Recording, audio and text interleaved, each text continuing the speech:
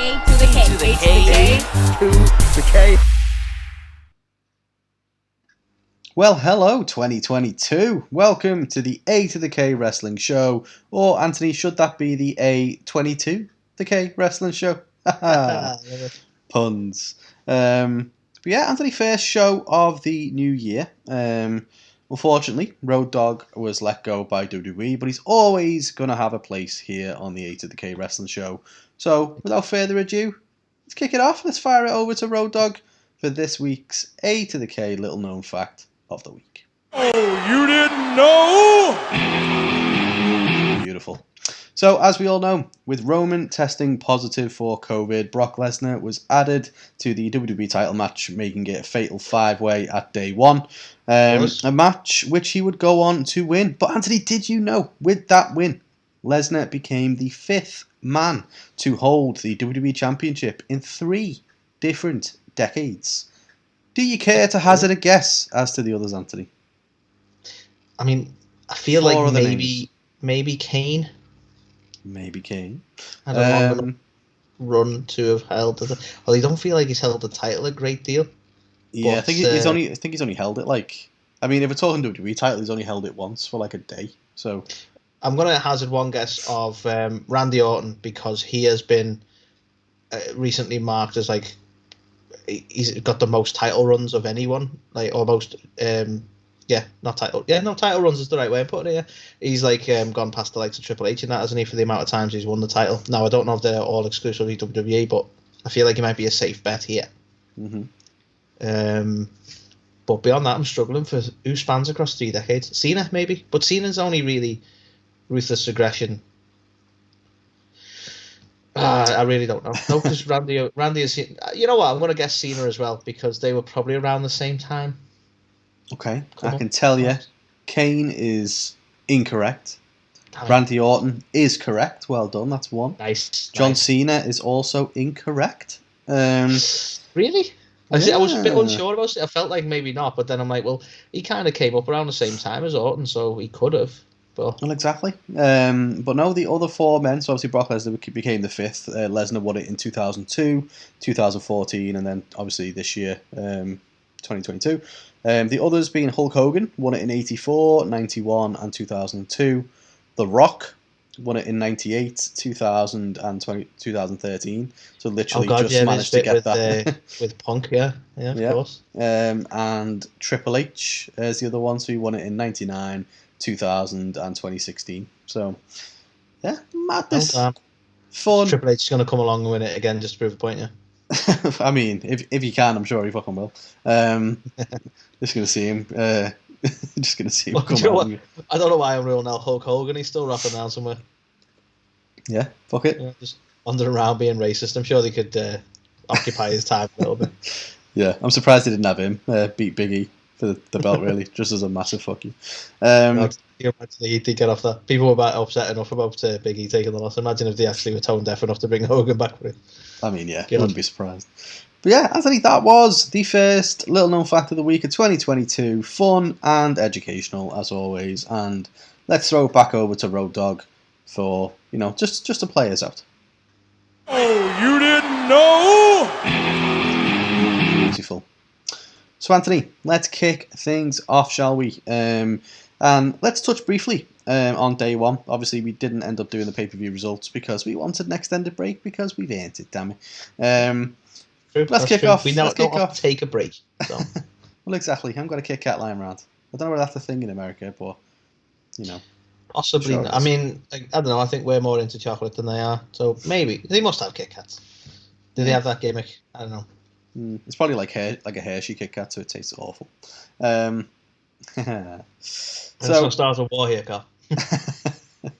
Okay, so let's kick off with the first highlight. We're talking day one. So Liv Morgan and Becky Lynch. So more Liv than Becky, to be honest. I think Liv looked excellent in this match. Becky didn't look great, unfortunately.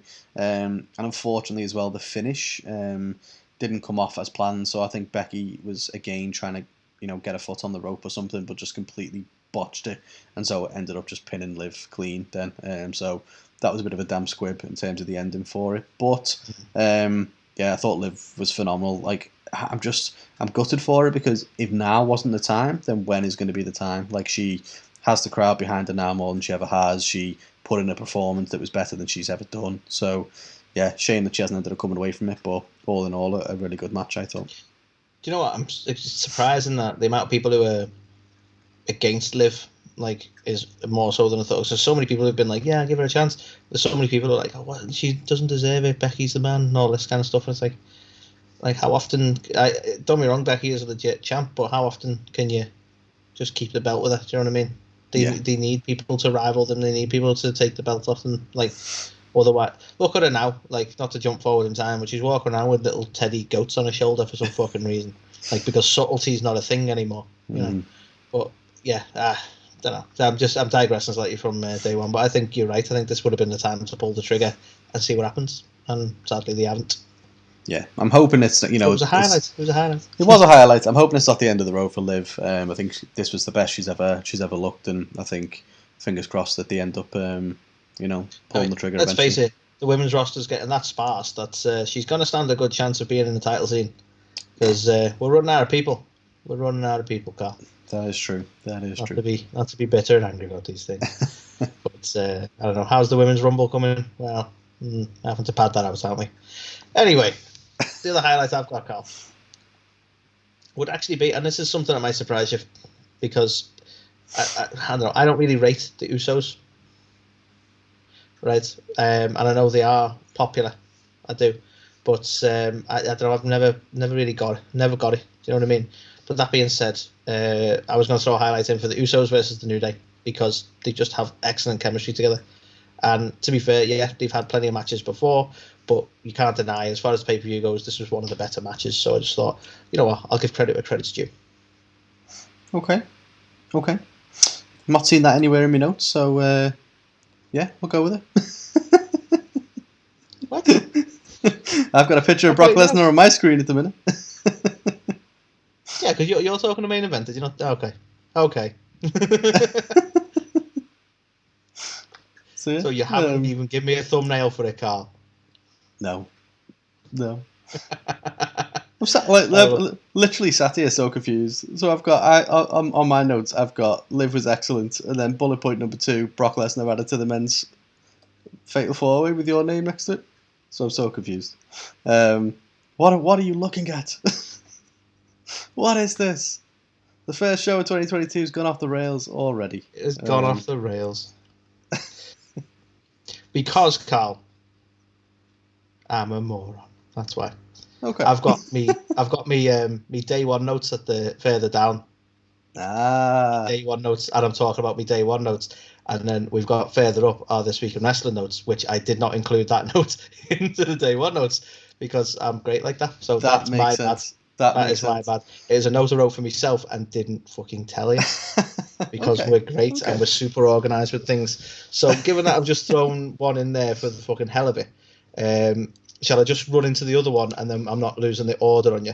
Yeah, go for it. Yeah, so I've just given myself an extra note. I don't care. Okay, that's how we do it. Needs to be played by our own rules now, Carl. So, Carl, Brock Lesnar. Oh, I love it. It's brilliant, isn't it?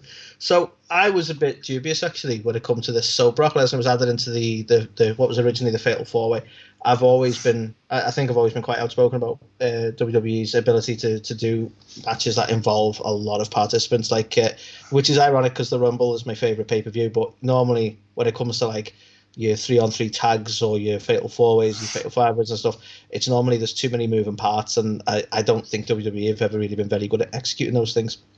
However, this Fatal 5-Way was an absolute banger. Probably might be controversial to you, Carl, probably the best match of the night, in all fairness. And it was just non-stop action. It was just, I don't know, it was everyone got a bit of time. Everything was just sort of chaos, but in the right way. Do you know what I mean?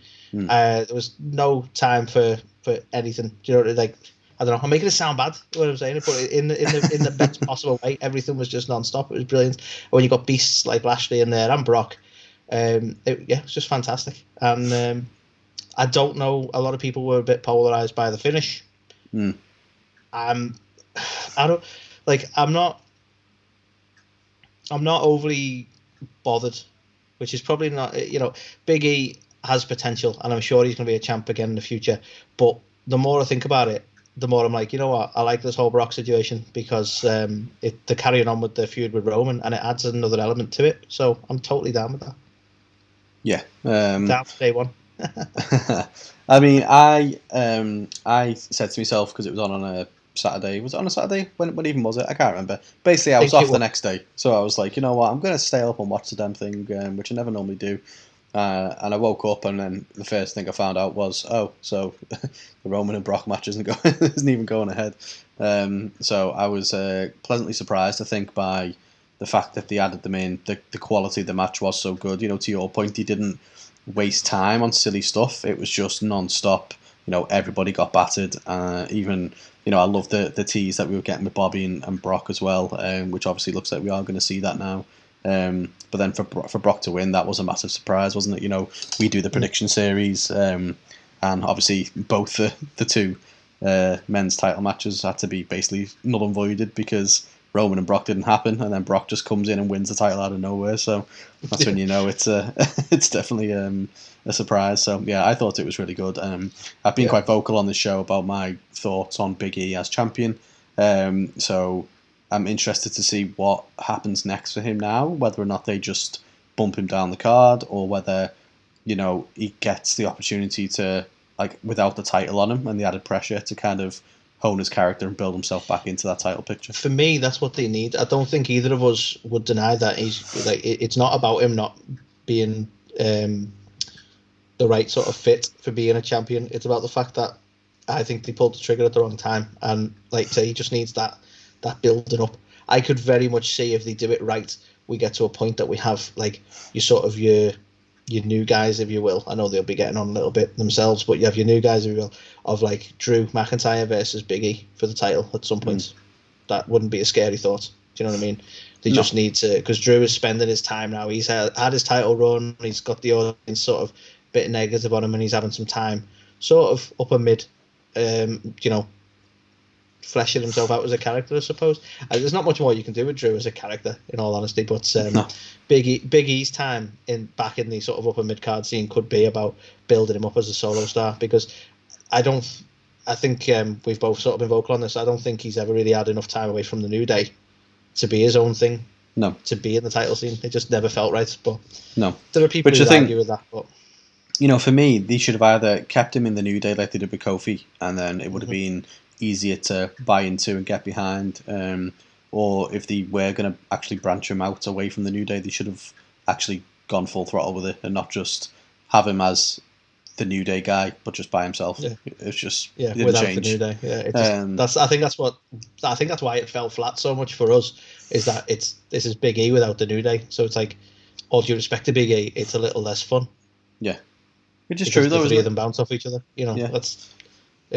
So, but yeah, I'd be interested to see where they go. I don't think he's going to be in the title scene anytime soon, unfortunately for him. But I don't think it's necessarily a bad thing. No, yeah, I hope he does use the time to actually, build himself back up and get back in the title scene as a proper main event star. They've set this up for a redemption thing now, haven't he? He's been almost screwed out of it. He's had so many people added to this title match that his chances of winning were just absolutely zero, really. It's a good place to start from a building yourself back up story point, isn't it? Yeah, definitely. So let's see what happens there. So then moving away from day one into Raw this week, the only highlight is effectively the main event, and it's the match that we should have got at day one if Brock hadn't been added to it. So Fatal 4-Way, again, this was really solid. Loads of action. They got to go all over the arena with it as well. A lot of good spots throughout the whole thing. And I think, and I'm interested to get your thoughts on this, I think ultimately the right winner. So everybody for the longest time have wanted to see Brock Lesnar versus Bobby Lashley. So by doing this, it sets up that, super highly anticipated match, but also, gives a little bit of breathing room between the Roman and Brock story. Now, a lot of people hate the idea that we're going to get Brock versus Roman at WrestleMania again. And you can kind of understand that, but at the same time, based on the circumstances, we're going to get two, which we'll come on to in a minute, matches that people have been clamouring for a very, very long time. and it looks like we are still going to get the culmination of the Roman and Brock feud at WrestleMania. So, yeah, I think it works. And honestly, how much longer could him and Brock have been back and forth without it feeling like they're just repeating themselves? Yeah, like having some, like knowing that they're still gunning for each other, but they don't necessarily have to concentrate on each other constantly.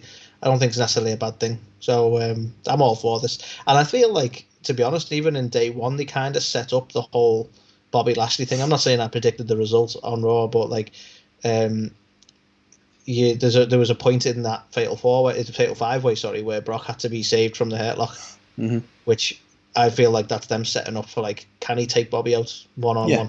Like, I mean, it makes you question that, doesn't it? You know.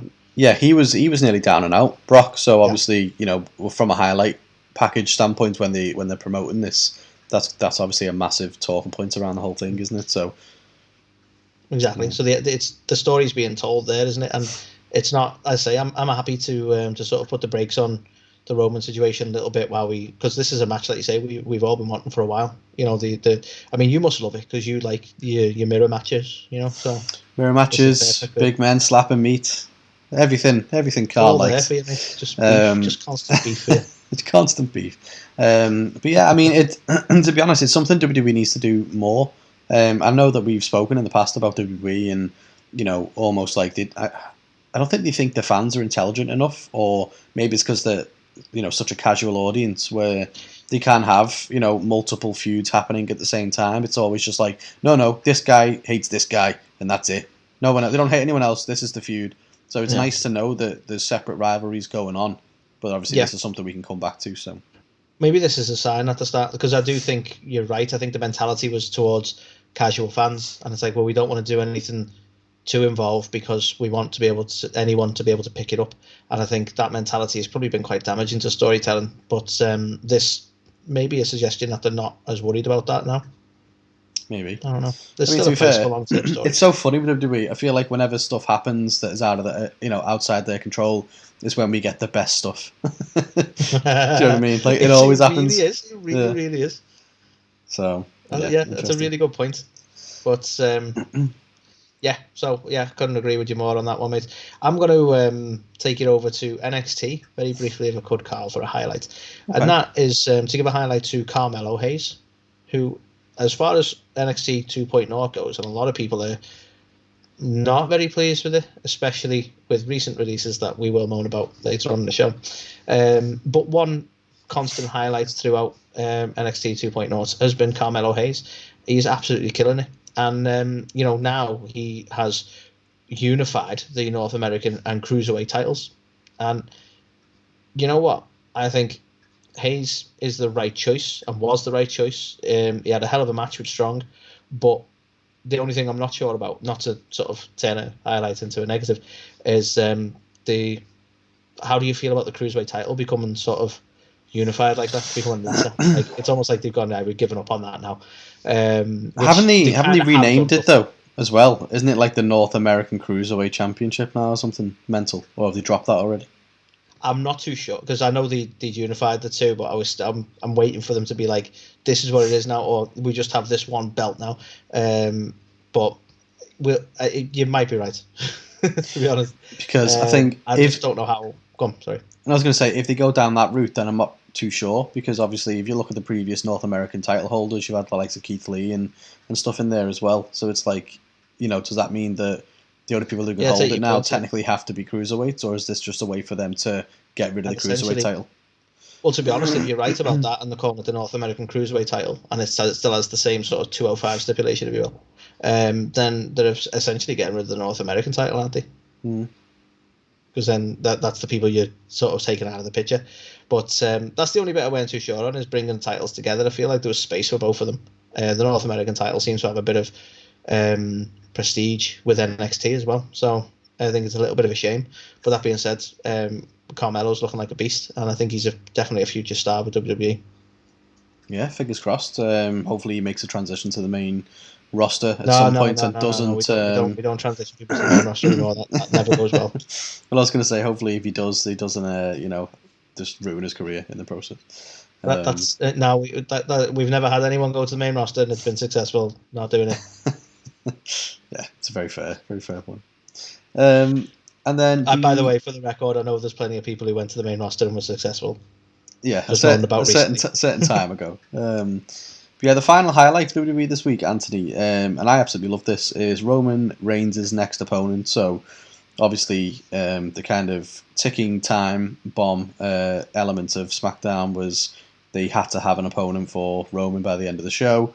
So obviously, you're kind of watching along, thinking who's it going to be, and then it kind of cuts to Roman at the end of the show, just sat there watching the telly, and it was the knock on the door for me. It was obviously the Shield. I don't know whether you picked up on it, but he knocked the Shield's entrance music. So he went doo doo, doo doo, doo doo, doo doo, doo, and I was like, holy shit! And I heard it, and then as soon as I saw it was Seth, I was just like, that was brilliant. But again, similar to Brock and Bobby, this is something that the fans have wanted for ages, and I can't wait for this. The weird thing is with it though, who's the face? Have they turned Seth face? Because he came in and he's there just like doing his little maniacal, like, little shit-eating grin laugh that he does. And it's kind of like, well, hang on a minute, who's the good guy here? Because they're not going to turn Roman, so... I don't know. I think it wouldn't surprise me, and I don't even think it'd be a bad thing if they sort of let the fans decide. Like, they'll turn whoever is getting the biggest crowd reaction, maybe. Yeah, maybe. But it's an interesting one, though, isn't it? Because now, obviously, Rollins was on Raw, so he's come over to SmackDown now. And I guess, does that mean Brock's going to spend more time on Raw? Because he's got a feud with Bobby. Is it like a little non-official trade they've got going on? Yeah. Like, I don't know. But yeah, in a week that was kind of, full of some interesting surprises and developments in terms of the storyline, this was another little, icing on the cake for me. Honest, this is what makes... the whole brand split a bit of a farce, because Rollins got moved to SmackDown and he's going to become the saviour of SmackDown, and now he's back on Raw, and now because they need him to be, he's on SmackDown again. It's like, this is why you can't, it shouldn't matter who's on what show for the sake of storytelling. Do you know what I mean? Yeah. Like, I don't care what show Rollins is on if we get this match. I've got a very controversial opinion potentially, and it's not fully fleshed out, so I could completely flip flop on this and change my mind. Get your flip flops on, mate. Down the line. But part of me wonders whether all these releases and stuff that we're seeing, are they gonna finally abolish the brand split? I don't think that would be a terrible thing. I actually don't. It's not really worked since. I get it. Like, the brand split kind of came in after the invasion and after the roster was absolutely stacked. But like you say, they've been condensing the roster down that much that it wouldn't really matter. Yeah, I genuinely would love if they got rid of it.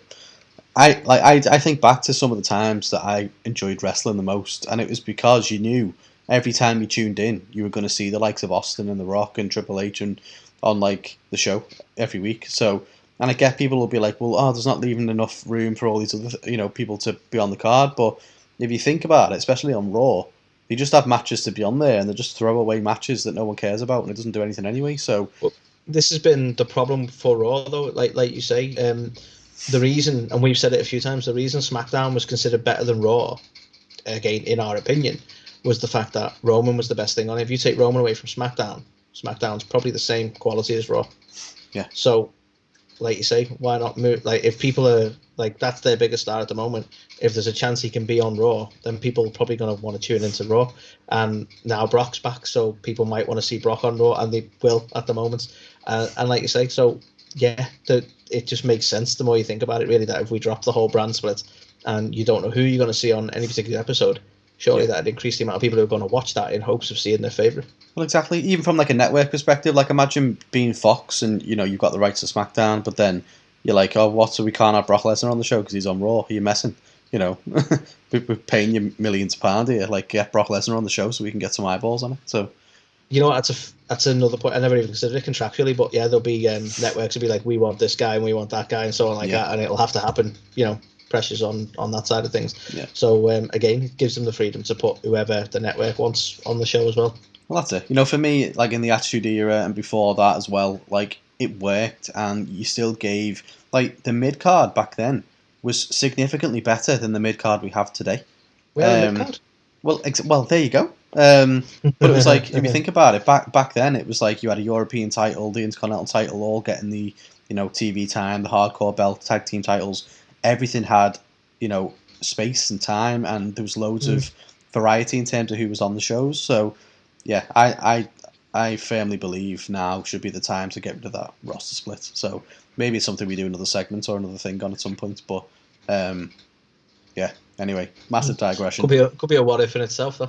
Could be. But yeah, so final highlight this week was that one for me. So let's move swiftly over to the Oh Shites, Anthony, sticking with day one to kick things off. So Sheamus basically went over both Cesaro and Ricochet. So obviously unfortunate with the injury that happened. What's the guy's name? I've completely forgot his name. Sheamus' tag team partner, Ridge Holland. So obviously he got he got like a broken nose, didn't he? From Ricochet. He's had a bit of a bad run with injuries, hasn't he? Well, exactly. But the fact that the kind of just still, because it was early on, and it was essentially then a 2-on-1 match, and Sheamus still won on his own, and it was like in them circumstances, especially on the pre-show, just change the outcome on the fly to make it more realistic. Because essentially, Cesaro and Ricochet can't get any more buried than this, and they've been buried for a while. Isn't it mad? In terms of their booking. Not even a year ago, we had Cesaro going up against Rollins, and people were like really getting behind him as a potential threat. And now, like you say, he's always happens is everyone pushes for it, and then they go, okay, maybe we'll give him a chance, and he gets towards like the main event scene, and then just gets dropped like a bad habit and goes right back down the card. Always happens. That being said, sometimes I think the fans can be a bit like a dog chasing a car. Like, if they actually gave them Cesaro as a champion, would they really know what to do? Would they be happy? I don't even know. Yeah, that's a good point. I enjoyed him and Rollins' feud. He's definitely a really talented guy. So it is, like you say, when you get matches like this where it's like, okay, so that felt like that shouldn't have happened. It's a shame, really. Yeah. So yeah, get to know Shite for me. Not for the performers in it, just for the way that they continued and went ahead with the outcome, even though it was essentially a 2-on-1 match. Then Sheamus just basically buried the shit out of the pair of them. So, yeah. Well, while we're being negative, Carl, I need to talk about Drew versus Madcap Moss, which is still a shit name, by the way. This match, just for starters, it was just way too long a match, and this did nothing for Drew. Like, this is a man who basically could dismantle Brock quicker than Madcap Moss. That just doesn't. It's like they've not booked this well at all, as far as I'm concerned. Obviously, there seems to be what I guess was an angle at the time, but I think is actually connected to a legit injury of Drew's. Looking at the social media posts anyway, so they've got this injury angle going on, which again they try and allude to. Like, that's not for what we're talking about now. What they're trying to use, aren't they? So they're trying to keep the feud alive, but I don't know. This didn't work, and to be honest, this whole feud's not really worked. No, I don't really. They've had with Happy Talk and stuff like that haven't worked. None of it's really been great, and maybe the best thing we can have is Drew having some time away, to be honest, and we can get something better when he comes back, and the fans might have missed him in his absence, maybe. Yeah, I don't get what they were trying to achieve with this. Like, I get that the fans were starting to turn on Drew a little bit, like they tend to do with the top babyface. But like, was this the right move to make? Is dropping him so far down the card that he's feuding with fucking Happy Corbin and Madcap Moss, and is part of these silly little segments? Like, they have ruined him from a character perspective with the stupid sword, and I thought you liked his sword. Yeah, but no, I'm not a fan of it at all. So I think, to your point, hopefully, if he's away for a couple of weeks, I'd like to think it's not as bad of an injury as they first thought. So I don't think he's going to miss too much time. Maybe he could even be back for the Rumble. I don't know, but Wouldn't it be nice if we pull away from this shit and he just rocks up at the Rumble, throws a few fuckers out that you think he might even stand a chance of winning? I don't think they're going to have him win it, but it'd be a nice way to bring him back. Yeah, let's just drop this now. Let's just drop this feud, and we'll go back to the drawing board. Yeah, I mean, it won't happen, but yeah, it'd be nice. I don't know. I feel for the guy. I think he's carried the company on his back throughout the COVID era, and fans turned on him a little bit, which is expected when he's coming out every week being like, I'm a good guy. But now they've just ruined him even more. I get they have to drop him down the card a little bit and have him build his way back up, but yeah, I don't think it's worked at all, unfortunately, and I think they've really harmed his character. You drop too much. Yeah. So we'll see how it all pans out, but agreed. I think as well, and I know they had to cut an entire match from the card, but of all the matches that could have got more time, this wasn't the one. This should have been a squash. It should have been Drew just killing him. To your point, like, I agree. This is a guy who demolished Brock Lesnar in a short amount of time than Madcap Moss. So yeah, Brock, who's really tore through the entire roster. Brock, who entered the Royal Rumble and basically just decimated everybody. Yeah, that guy. Yeah. So next one to talk about, moving over to Monday Night Raw now. Just the whole Dana Brooke as the 24/7 champ and the whole Tamina thing. So she's now apparently chasing Dana Brooke for the 24/7 title, but she's having tag matches with, like, mixed tag matches with other people. So basically Reggie's Dana Brooke's partner, and I can't remember who it was. She had R-Truth, I think it was, first, and then she lost that match, so now she's got Tozawa. But I'm like, isn't she after the 24/7 title? Why are they having mixed tag matches? I don't really get what's happening. I don't think they even know what's happening. Yeah. I mean, Tamina's another one, like we mentioned before. Like, Cesaro was... except the fans don't get behind Tamina, so I don't know why they're pushing her. But, like, it happens every so often, is they go, oh yeah, Tamina's on the roster, let's give her some time for a bit. And then... I think they look through and go, oh yeah. Why did we do that? That's why we didn't. So yeah, are they trying to turn the 24? I know it's pretty cool that they're looking at it like a title anyone can win, but are they trying to give more concentration on the 24/7 title becoming another woman's title? Do you think? I have no idea. I legitimately don't know. But, like, to your point, that we made a couple of weeks ago is, I don't know why everybody would just stop. Like, Dana Brooke won, and then everyone was just like, oh, okay then, and then she just walks off like. It's like WWE have tried to be woke and be like, see, we're all about equality. Women can win these belts too, but then they've been like, oh yeah, but a bloke's not going to hit a woman. Oh, Well, exactly. So, I thought we were talking about equality here. What's going on? Yeah, but, like, I mean, the whole thing's stupid anyway, isn't it?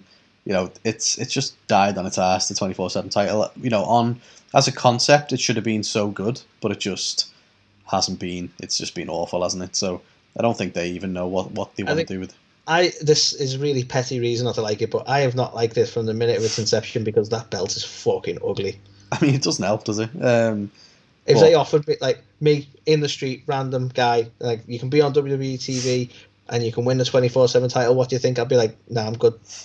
Yeah.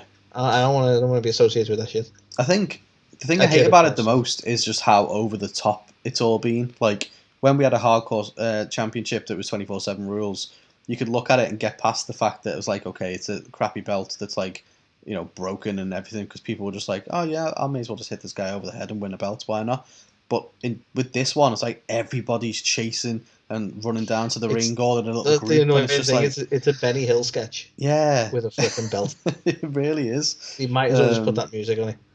I mean, it's not the first time they've fucking, don't forget Braun Strowman's little choo-choo and all that. So, yeah, it wouldn't surprise me if eventually we get that. But, yeah, I don't know what they're going for. And I think this, again, is a prime example of why we don't need separate kind of shows anymore with separate rosters. Because if this is the best you've got to fill time on a 3-hour show, you may as well actually fill it with, actual good people. So, yeah, another oh shite. Agreed. I'm going to keep your next one brief, Carl, because I've said quite a lot about my feelings on this title scene, but the women's tag title match, that happened. That was a thing. There was a match, and it happened. Yeah, they just totally fucked the. I don't understand for me, and I get, more so now, I suppose, why they didn't go down this route, because look what they've done to NXT. But the women's tag title scene would have been a lot better, including all three brands and defending on all three brands, and they didn't. They made their own fucking women's tag titles for NXT, I think. Have we even seen them anymore? I don't think we have. I mean, the problem is they don't have any tag teams. Well, this is the trouble, and this is the main trouble with the women's tag scene. We've had the same trouble with the men's tag scene like for decades now, but at least we have a few tag teams. With the women's scene, they're just literally throwing women together and going, "You're a tag team now." So, and you know what? You and me have been again very vocal in the past about we like a tag team, not a tag team. Like you want them to match, you want them to look the part, and because it's the same with the men's division when they just go you two. And you get the odd fluke where it really works. Like, RK Bro, I totally got behind. That fucking worked. Yeah. Back in the day, I thought Jericho was brilliant, right? So certain times they throw people together and it just works. But for the most, you want an actual tag team that's sync up. Like, even, I dare say, Alpha Academy. Yeah. That's working. That's working for me, that. Yeah, definitely is. But why? Because they put the effort in to be a tag team and to look like a tag team. So that's probably the main problem with the women's tag scene. But there's just, I mean... Sadly, I think the women's roster is getting pulled apart at the moment as well. Looking at some of the losses we've had, I don't know if we mentioned it this week or we've already mentioned it, but Tony Storm and the like going, that's just crazy to me. So, I don't know. It's the title scene hasn't worked and isn't working. So I'll keep it as brief as that. But it was just there. It was okay. No, it wasn't. It wasn't okay. Why am I even being nice? Fucking shit. It was crap. It doesn't need to be there because they need to just get rid of them belts, unfortunately. So the next one to talk about, they are killing Killian Priest. They are killing Daning Damian Priest, man. No, they are killing him. It's so on the nose. It's ridiculous. Like, I noticed it like when they first did it, and I was like, "Oh, see what they've done there, Damien, like the devil, and Priest, like, God and Satan." Yeah, we get it. Now they've taken that even further to basically make him a schizo because he's like a good guy, but every now and again in the middle of his matches, he goes, "I'm angry," and it's like, okay, why? Why are we getting this? Such a shame. Why are we getting a shame that they're going so stupid with it because, and don't be wrong, right? Because there'll be people who defend this, right? Because they want to defend WWE because this doesn't work. And I don't care who you are, it doesn't work. But the people who defend this because it has worked with other people. You could argue Bray Wyatt and the Fiend, that dual personality, that acting psychotic in the ring stuff, that really worked. But it doesn't work with Damien. And the literal fact that they've booked this around the fact that it's Damien Priest, like you say, is just fucking stupid. But it's come out of nowhere, though. He was doing great on the main roster. Why are we doing this? I know, we were literally talking about it when we like, is he going to be one of the people they don't absolutely destroy on the main roster? And then, here we go. So, yeah, I don't know why they do the things they do. But yeah, unfortunately, it looks like it is going to be another one of them where it's so on the nose that they're going to turn him into that kind of character who, he'll constantly have these little moments where he snaps and gets like disqualified and blah blah blah. Which I just don't think he needs. Not everybody needs this weird little niche. You can just let him be who he is. Even like the Archer of Infamy stuff. Like, yeah, it was a bit rubbish, but at the same time, it's better than this. So yeah. I mean, the culmination of the Archer of Infamy was just like a pose, wasn't it? Yeah. Going to shoot a fake arrow and then, the animations are going to make it look really cool. That's fine. I can live with that. It was better than the hot tub stuff and definitely better than this shit. So yeah, agreed. Poor guy. He's had to work with a lot of shite, hasn't he? Let's be honest. He has. It's not a very nice way to talk about Bad Bunny, but a kid. Okay, Anthony, this one is going to be controversial potentially. This might be, right? And okay, right. Hear me out. And I'm just going to be honest about this. And I'm not knocking this guy at all. Right? I'm going to precursor this. I don't have an issue, right? But I don't get it on some level. And I'm talking about Bron Breakker, right? I get that the guy's a legacy and, he looks the part and he certainly seems to be the part, right? But he seems to have been around for like a very short amount of time and people are so over on him. He's going to be awesome. He's fucking brilliant, right? And they pushed him so fast and so much that, like, basically he's won a title. He's now the NXT champion. He's broke the old X, so he's all about NXT 2.0. We have to see him kick a big golden X just to really get that point home. It was up there with taking a sledgehammer to a throne when you join AEW and whatever. come to think about it, a lot of people when they sort of break props, it's usually getting at Triple H in some way. It's weird that. Anyway, so the problem I've got, right, is not that he doesn't deserve to be NXT champion, is that we've ran through it so quick that, like, do you feel like you've got to enjoy the build up of Bron Breakker as a character? Like, wow, this guy's really earned his spot, or is it like, well, that was a quick couple of weeks, he's champion now, and that's the bit that concerns me, and that's why it's in the Oh Shites. It's not the fact that he's won, it's the fact that where are they going to go now? He's essentially top of the mountain in NXT. Yeah. So, does he stay there for a long time? Does he lose to someone and then slowly move down the card? Or does he go to the main roster and they don't know what to do with him at all, which tends to be the case? So, this is a bit of a hot take. Don't know how you feel about it. This for me is if WWE would have booked the ruthless aggression John Cena to go on and win the belt. Straight away. Agreed. I love it. I couldn't have put that any. That's what it something is. Like I've been struggling to articulate how I feel about this, but that is on the money. That is so on the money. This guy is basically a future superstar, and they've given him the belt at the wrong time. Yeah, they've literally thrown it on him after a matter of weeks. Like, to your point, no one has had the time to get to understand the character, his motivations and stuff. Yeah, we get it. He's Rick Steiner's kid, and Scott Steiner's nephew. Awesome. But yeah, what else is there to the guy? Do you know what I mean? And it's just like, well, he's champ now.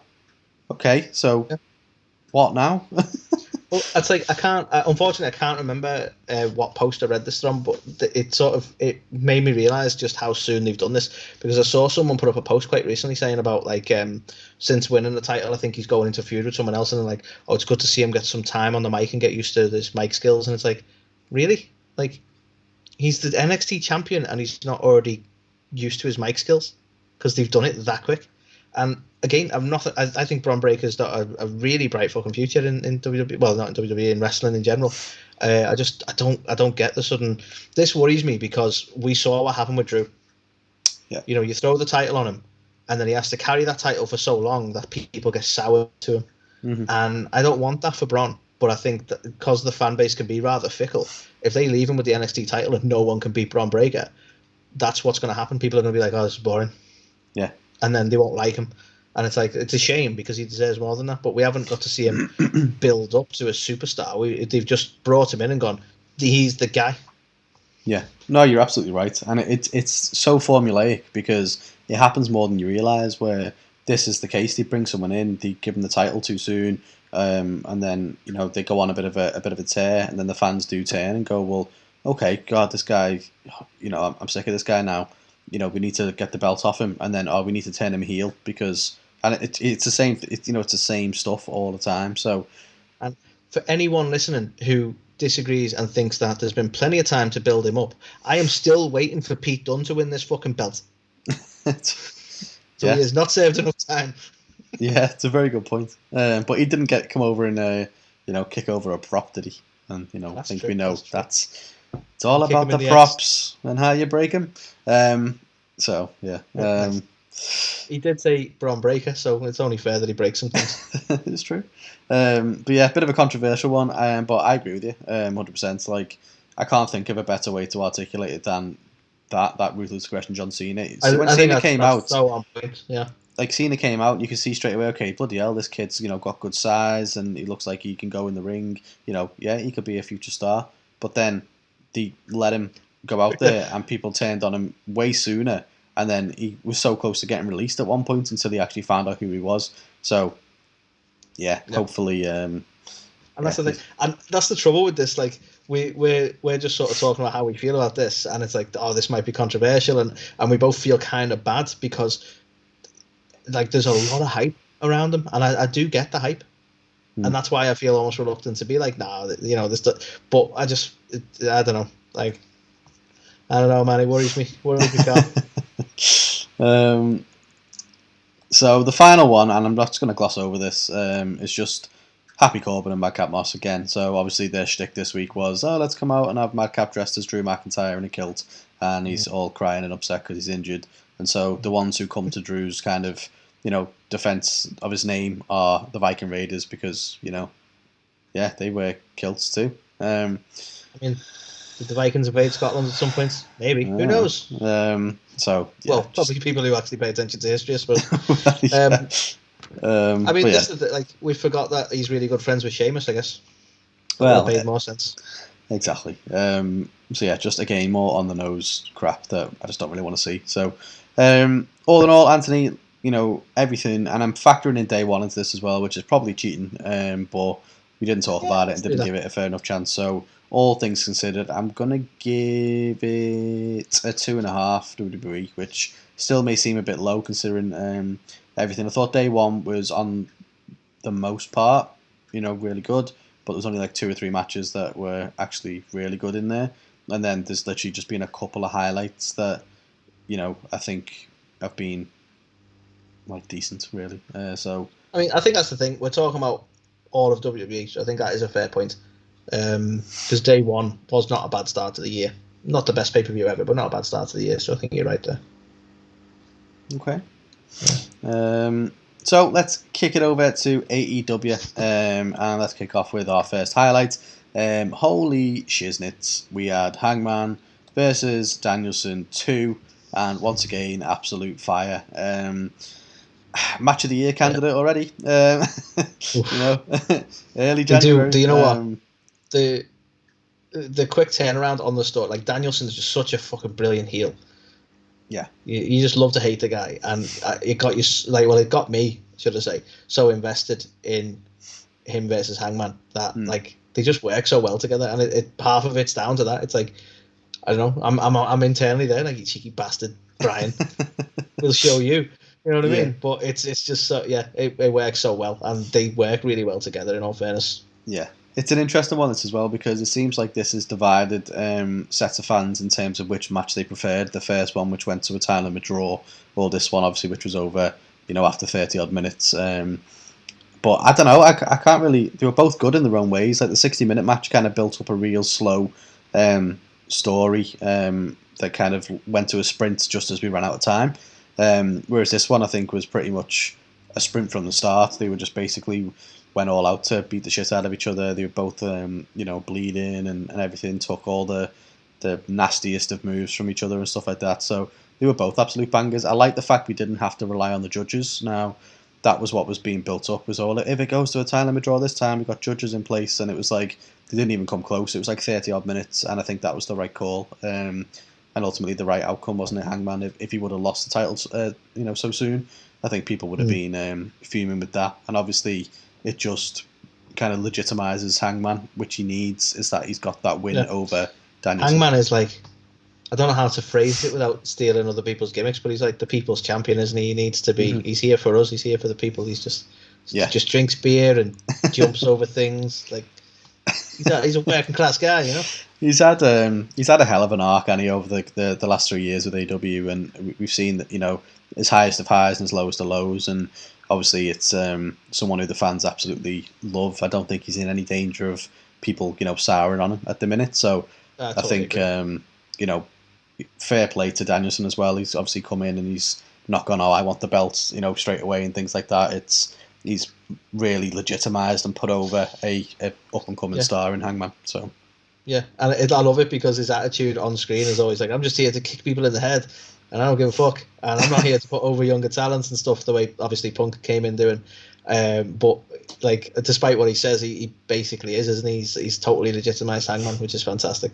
Yeah, exactly. And I think as well, I have no idea where we're going to go from here for the main event title picture. So I like that as well in its own sense. You've got loads of people now. Obviously, the records are being reset in 2022, so you've got a load of individual kind of quests for people to get to Hangman, so I'm excited to see where it all goes. But yeah, massive highlight, fantastic, and this was the opening match as well, like, unbelievable. So yeah, big highlight from me. Indeed. So the next highlight, Carl, and this one might be something that, like, I don't know if you, I assume you agree because we usually do, and I'm just going to make that assumption, but I know some people are against it. Some people are naturally against it, to be honest, but I'm going to give a highlight to Punk and MJF. I think I've been enjoying this feud so far anyway, and again, this was no exception. I think they work fantastically well together on the mic, on the stick, as MJF cringily called it. But a lot of people will be soured this week by the WWE jibes. Now, I don't mind. I don't understand the problem with acknowledging another product. Mm-hmm. I really don't. Especially CM Punk's history is WWE, and we've said it before. You just handcuffing the man in his ability to talk if you can't talk about his past. But the jabber will mention that might be a bit like some people hate it and some people love it, and I thought it was fucking funny. Was Punk's mention of a main event in night 4 of a buy one get one free pay-per-view event, obviously referencing the fact that WWE were essentially giving tickets away at one point to fill the seats. And a lot of people were like, I've seen it on social media, a lot of people didn't take to that, but at the same time, that was a thing that happened, and fuck it, let's have a pop. I don't care, I'm fine with it. And I'm not even being an AEW mark. If WWE were taking pops at AEW, I'd be there for it as well. Why not? You both exist, and you are rivals. The issue I've always had with WWE is them going, no, don't care, they're not even a blip, they're not even on our radar, don't even notice them. I hate that mentality. Acknowledge that they're there, acknowledge that they're a threat, and acknowledge that you have a rivalry with them. It makes it more fun. Tony Khan's just have to acknowledge me. But not like WWE play the official, like, oh yeah, we're not concerned, and then you get t-shirts like needle mover. Well, and you go, well, you clearly know. Just acknowledge it. It doesn't matter. I know, but they will never admit the fact they're a wrestling company. Even though that's what happens on all their television programming is that there's matches, wrestling matches. They are a sports entertainment company, they're like a stone's throw away from calling the matches themselves performances, because they're not wrestling matches. What is it? What is it? They've premium live events. I haven't spoken to you about this. Have you seen this shit? Yeah. We don't get pay-per-views anymore. Wow. And which I get it, because you're on the WWE network and it all comes with that, so it's not a pay-per-view because you're getting the network. But where do you draw the line? Because you are paying for the network to view the event, so you are paying. You're not paying pay-per-view, I don't suppose, in the literal sense, but still. Like, even if you called it like a network special, or I'd be easier to adapt to that than that sounds very TV. That I like that. Yeah.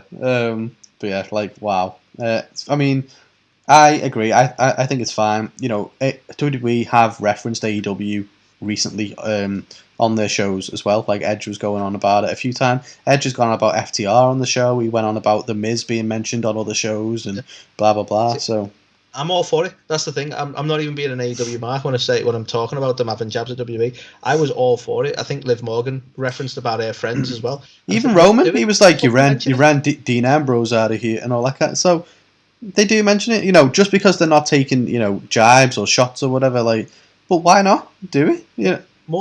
More of it. That's what we want. Yeah. So, but no, I think for me, the thing I like most about this, obviously, I'm a massive MJF mark. Everyone knows that. Obviously, I like CM Punk. The thing I loved about it was just how fucking brilliant it was. It was genius from Punk. MJF came out, didn't he, and said the records get reset. He should already be the champion. He's never lost. He's going to actually get some wins under his belt this year, and then they can't refuse to give him what's his, basically, which is a title opportunity. His very first match of 2022, Punk comes down and gets him disqualified, and he's got a 0-1 record. I fucking love it. It's so smart, because in WWE, where there's at least 4 or 5 disqualifications, per week, if not per show.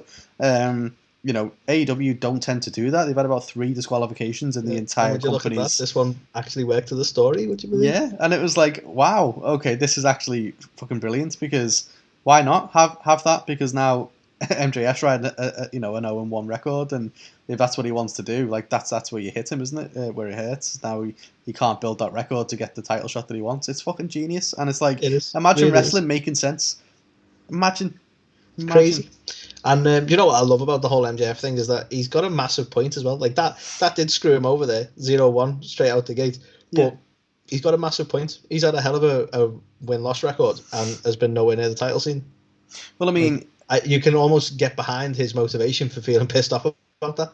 Exactly. And it's like, even the stuff that people don't like, where they're referencing obviously WWE and stuff like that, like, a part of MJF's character at the minute is the fact that he's going on about the bidding war, and it all makes sense, because he believes he's the hottest thing in pro wrestling, so why wouldn't he go to the other company? And honestly, Carl, right?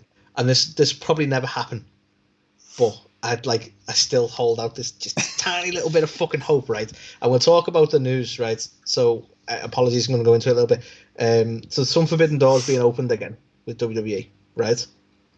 And there's been some relationships being set up, and maybe the rivalries aren't as bad as people make out. I will fucking lose my shit, and I quietly hope for this, and you're gonna go, it'll never fucking happen.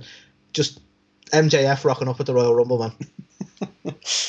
It won't happen. It can't. I would fucking love it, right? Even if it's just so that Punk can screw him out of winning the Rumble and going to Mania, like his plan was. Just having that, I want it, Carl. I want it so bad. There's no way in a billion, million, trillion years that Punk would ever go back in any capacity, even if it was to screw MJF out. So that would never happen.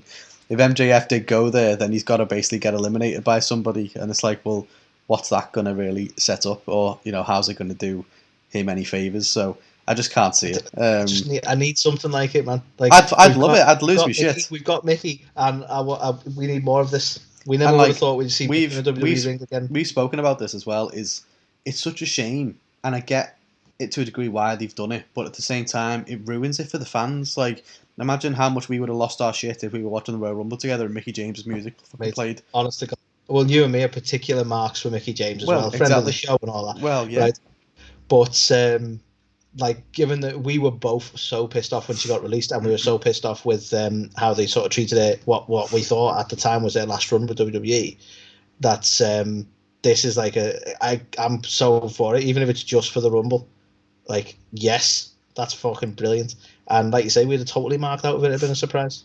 Yeah. But maybe they've announced that to get you in the door, and we've got some big surprises coming. And maybe, Carl, it's AEW's involvement. Maybe, they've seen what AEW and Impact have done over the last 12 months and realised that it was good for both companies. I don't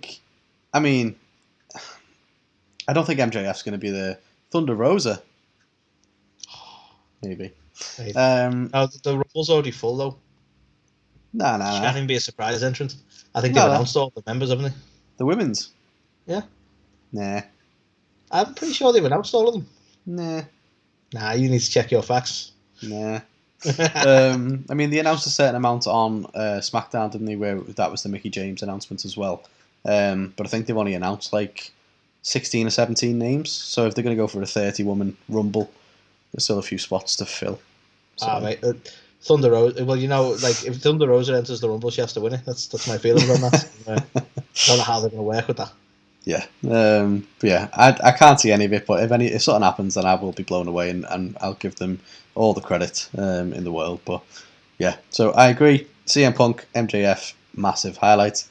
The next one, I'm not too sure how you'll feel about this, because I know you're not a huge fan of Jungle Boy, but recall saying that. Jungle Boy. I say a lot of shit, so maybe I did. you don't hate on him as much as Darby, but I don't think you're massively into Jungle Boy. Could be wrong. Was that not just jealousy? I don't know. That is a very big possibility. Similar thing happened in the past, I think, with a few other people. Based on No but yeah. So Jungle Boy, Luchasaurus, new champions. Made up for the both of them. I think obviously they're mainstays since day one of AEW. And honestly, the tag team division especially is so stacked in AEW now. The part of me thought that they would never actually end up getting the chance to be tag champs. I thought they were going to end up splitting them up and going the separate ways, and we'd never get to see this. So yeah, it's a big shock to me. I wasn't expecting the title change. That being said, we also unfortunately got what looked to be a super nasty injury to Rey Fenix, which on first look looked like it was a broken arm, but he's since basically come out and said it was but basically it was an elbow dislocation. It was just in another arena for a minute. Yeah, so hopefully it's not as anywhere near as bad as it could have been. And it certainly sounds positive now, doesn't it? Yeah, but obviously Rey Fenix is one of the best wrestlers in the world, so hopefully he's back to his best soon when we get to see him. But yeah, just big props to Jurassic Express. I made up for them. Obviously Luchasaurus we have met anyway, so it's just like seeing friend of the show, your pal go off and win a belt. So yeah, nice one, Luch. No, I honestly, I'm a bit torn on this one, Carl. Like you say, I think it's deserved. I think they're a good tag team. I have no issue with them having the belts, but I, from a personal point of view, I'm like a massive fan of the Lucha Brothers more so. So I didn't want to see them lose the belts. So Yeah. it's one of them, isn't it? Like you can't always get what you want. You know, I like the Dudley Boys back in the day, but they had to lose sometimes. You know what I mean? So Yeah, it is I what think it is. It's fine. They'll be back on the title scene. I think that these are probably my thoughts on it is that they'll be somewhat transitional champions.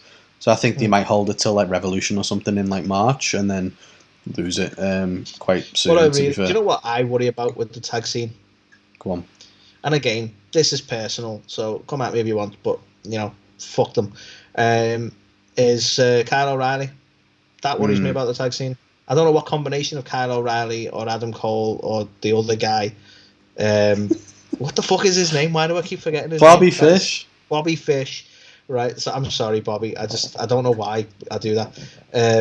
But when Kyle O'Reilly rocked up, I'm like, I was never a fan of Kyle O'Reilly. I don't get why he's always kind of like mugging for the camera. I like just smile for once, man. Life's not that bad. And I'm just not overly sold. And I feel like they're just so big on like, oh, we've got the Undisputed Era guys, that they're gonna push them into the tag scene. Probably him and Fish because they've got other plans for Cole. And I just don't want it. Like, and it's a personal thing. I just don't want it. No. Some people will. Some people fucking love it. But Me neither, to be honest. I can think of countless teams who I'd rather be champs ahead of them. But yeah, you never know. Unfortunately, with the direction they're going to take things, and you know, to your point, a lot of people seem for whatever reason to fucking love Kyle O'Reilly and his stupid little face. I mean, other than the fact that he can sell really well, that's literally the only thing he's got going for him. And Dolph Ziggler can sell really well, but doesn't mean I want him on my show. At least Dolph Ziggler doesn't look confused and angry like 24/7. That is true. He's basically Festus. Kind of. It's not far off the similar thing. Yeah. So anyway, that's a highlight for me. New tag champs. Oh yeah, that was yours. Sorry. So my next one, Carl, and I think we can both agree on this. Hook. I fucking love him. I know, right? Well, that came out of nowhere. Like, don't be wrong. People seem to get really behind CM Punk's mention of Send Hook, and then that sort of spiraled into a whole meme, and people got behind him without ever seeing him in the ring. But would you believe he's actually really fucking good? Yeah. Like, honestly, I'm digging it at the minute. I think he's got a lot of potential. Like his whole weird attitude and swagger is kind of like good. You know, it kind of works to his character. I love the nods to his dad, who it turns out is his dad. Didn't realize that. In a bit of his move set, you know, he's gone for the transmission, and I think he did a similar suplex to him as well at one point. But yeah, totally digging it, and he's got to be a highlight because who'd have thought he was actually awesome. It is just been hanging around him for weeks and no one knew. It's so difficult in a very congested like wrestling, situation that we have at the minute to find something different and unique. And this kid is it. Like, I don't know. I can't even explain it. He's basically dressed like a kickboxer. He comes out. He's got complete disregard for everything around him. Turns his back to the stuff's going on. Bell rings, comes out, kicks ass. He doesn't hang around. Fucks right back off. I don't know what it is. He's just like, and he is very very raw. In the ring, he's still a bit green. But he's. Honestly, I was expecting him to be a lot worse, and I think that's probably what's made me like him so much. I'm like, he's actually not as bad in the ring as I thought he would be. No, so I mean, when I say he's green, like he's got the wrestling fundament, like the moves down and stuff. He can suplex and stuff like that. Green. But yeah, there's like he's obviously still needs to work on like the fundamentals and stuff to basically take him on. But this kid could be huge, to be fair. And like to your point, what started off as a bit of a meme. Like I saw it initially on Reddit. I wasn't even aware necessarily of the Punk Send Hook things, but everyone on Reddit were losing their minds, like, hook, and I was like, it's just a meme. Because obviously no one really wants him, because obviously he was just a guy in the background, he didn't say anything. But then I never expected him to be this unique of a proposition. To liken him to a similar, not to bring it all about WWE, I think this has been the better execution of a young green talent than, let's say, Dominic Mysterio. Oh, 1,000,000%, yeah. Like, and that's the comparable for me. You haven't just gone, look who his dad is, let's put him in everything. And you know, he still really could do with a lot of work. He's people have been just wanting him to debut. Like, I don't even think they planned on debuting. I think it was the fact that the crowd got so behind him, and like you say, all these memes happened, and he becomes such a thing that they almost felt compelled to put him in a match and showcase him. Well, I mean, strike while the iron's hot, basically. Yeah, you know, exactly, there's that much buzz around him. He could, you know, stick in the background for months and months and months, so they can go, well, yeah, let's see what the reaction is, and the reaction is super strong. He's like one of the top merch sellers. It's crazy, isn't it? I think he's actually outselling Punk at this point, yeah, which is ironic because Punk, I feel, started him off. There you go. Yeah. But, you know, other thing that I find interesting is that, and I don't fully know his age. He looks young, but he seems to be an audience that I don't think AEW have a great deal of, or any promotion really have a great deal of, is that younger audience. Like, this is someone that the younger fans can sort of look up to because he's in that sort of age bracket, or he certainly looks it. Yeah. I don't actually know. Yeah, I think he must be like really early 20s, like 2021, something like that. So, yeah, it's definitely something where, you know, people can... It's Hook that's making me realise that you sit and watch wrestling, you realise it's a bunch of guys in the late 30s, early 40s beating on each other, and they're trying to attract a younger audience. You know, on some level, he's kind of needed, and I think he's going to hopefully target an audience that no one's really getting at the moment. Yeah.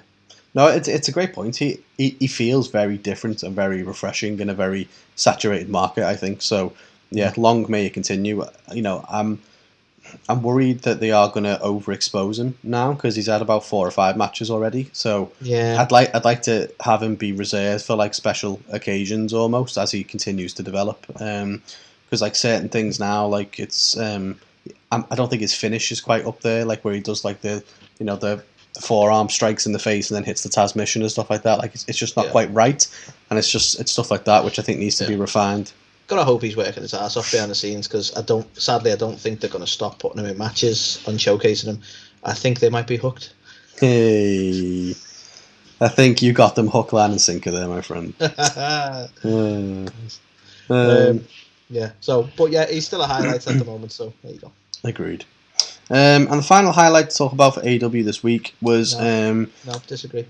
Shut your face. Well, you can weigh in on why you disagree in a sec. So, I wasn't expecting to like this too much, but Sammy Guevara, Dustin Rhodes, obviously Cody couldn't compete as he was isolating.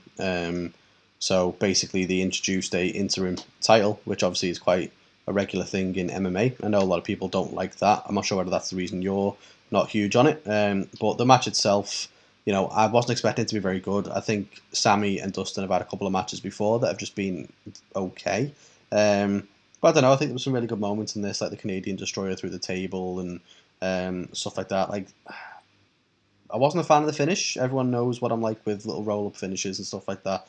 This one was even worse because it was like, I'm pinning you, no, you're pinning me, now you're pinning you, oh, I pinned you. And it was just like, okay. Like, for me, you should pin someone when they're fucking knocked out, and that's why they can't kick out. Not just like I bested you. It's like, what? Yeah. So, well, I know how you feel about pins. Yeah, exactly. But yeah, so I think the match itself was good, and I like the post-match respect from Dustin as well. And I like the follow-up stuff with Danny Garcia. I want to see Danny Garcia and Sammy Guevara. Like, I want to see it right now. So that's another reason why I'm giving this a highlight, is because what it is going to lead to this week. Okay, hear me out. Okay. I didn't have a problem with the match. It was a really good match. I thought they worked really well together. I have a problem with the interim title. I have a problem with Sammy winning it, and the fact that we're going to get Cody versus Sammy again. For Cody to probably fucking win, because let's face it, it's Cody, right? And to hear me out here, Carl, and I don't know if you might not agree with this. I would sooner Dustin have won this, because I would sooner run back with a Dustin Cody match than I would see him and Sammy again, in all honesty. And I know it keeps Sammy away from the title, but I think giving him this participation trophy of a fucking belt, they should never have dropped the title to Cody in the first place, as far as I'm concerned. But now they have. Fuck it. Yeah. I think this is part of a larger, this is what's going to cement Cody as a heel moment, which I think that's what they were planning to do. For like 2 years now. So I think he's going to come back as like a man of the people, sort of. Let me address both of your points. So firstly, the interim title, I don't have a problem with it because I've seen enough UFC now to know that if a fighter can't fight, after about 2 months for whatever reason, then Dana goes, well, we'll make it for an interim belt then, and the fighter's like, no, I can fight in like 3 months. No, we're having an interim belt. So I've seen it enough to know that it's not uncommon. So I don't mind that. And then obviously the title gets unified, so that's cool. I don't mind that. But for me, I think I would like the idea of Cody versus Dustin, but I think we've got it, and I don't think we need to see it again. Whereas for Sammy and Cody, never need to see Sammy again. No, just the Cody Sammy connection. I don't need to see that again. I think the reason enough the first time. So I think the reason why we're going to see it again, and why it will make sense to see it again, is they've obviously put it back on Cody for a reason. So I don't think Cody's wanted to just drop it again to Sammy. So I think you're right. They've given this interim title for no reason, really, because he's not going to end up getting it. But I think this is going to be where Cody finally becomes a heel. And I think Sammy's going to be the scapegoat in there. But the reason why it's symbolic for me is the Cody and Sammy thing, is it was the very first match on Dynamite. And it's quite a magical thing, that, I think, and so I don't know. It makes sense to almost bookend something like that with these two. So okay, look, I will hold out my opinion on this, right? But if we get Cody and Sammy again, and Sammy loses, then I'm going to come back here and I'm going to gloat that you were wrong. No, I think Sammy is going to lose, but I think Cody's going to go mega heel in the process. So when we get like a heel Cody stroking his ego again with another fucking title run. Yeah, pretty much. For a man who was like, I'll fall on my sword and I'll never be able to win the main title ever. I'm doing this for you, the people, and all he's done is just monopolise the TNT title, man.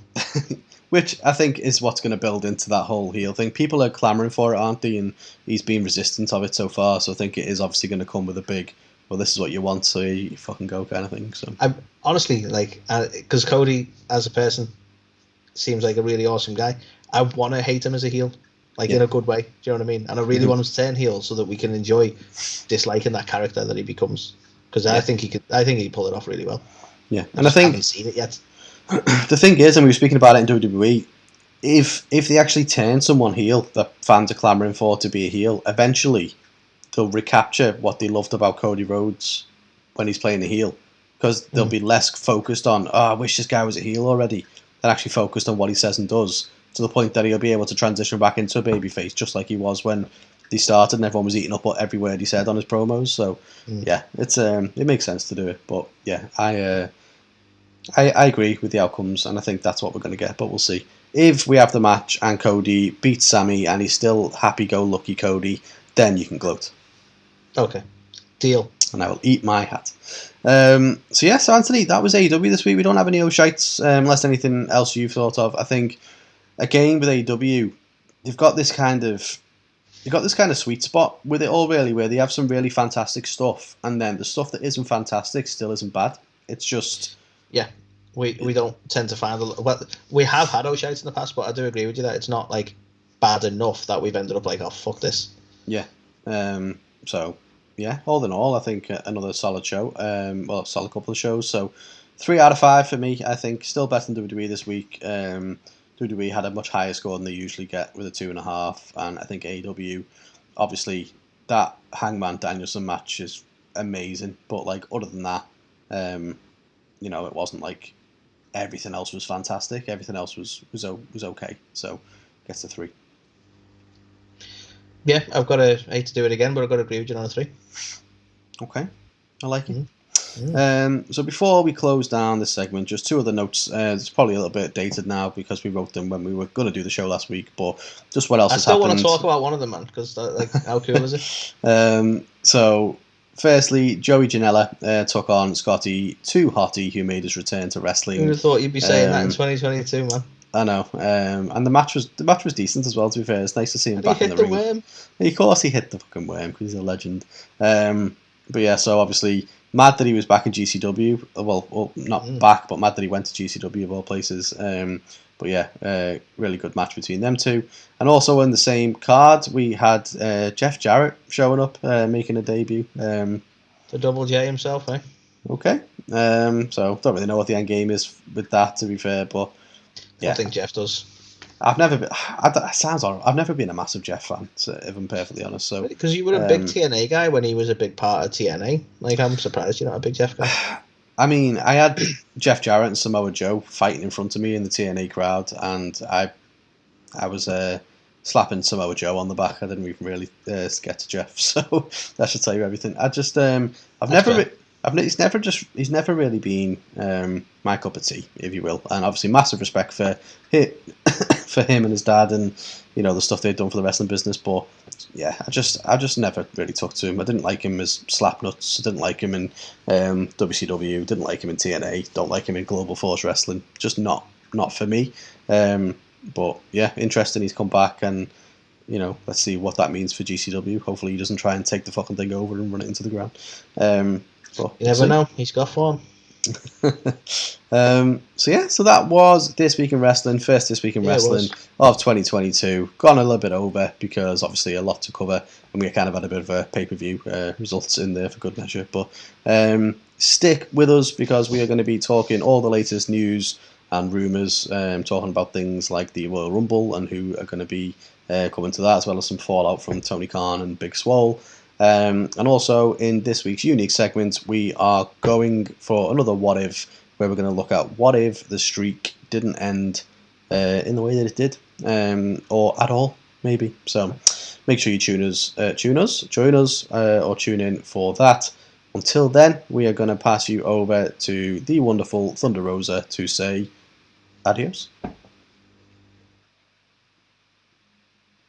Hey everybody, this is Thunder Rosa, and you're watching or listening A2theK. A2theK. A to the K.